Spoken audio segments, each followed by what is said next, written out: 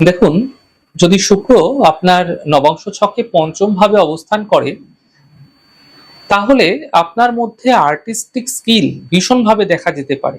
আর এই শুক্র যদি লগ্ন ছকে শুভ থাকে, তুঙ্গ থাকে, সক্ষেত্রস্থ থাকে, দশম ভাবে অবস্থান করে থাকে, তাহলে জাতক নিশ্চিতভাবে কোনো ক্রিয়েটিভ ফিল্ডে, কোনো আর্টিস্টিক ফিল্ডে যেতে পারেন।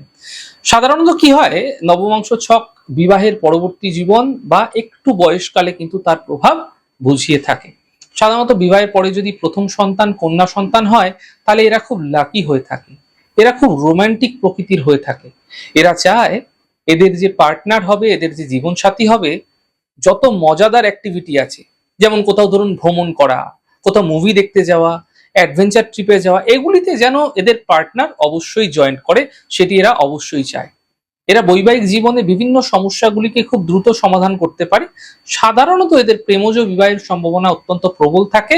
শুক্র যদি জন্মছকে অর্থাৎ D1 চার্টে যদি বলশালী থাকে তো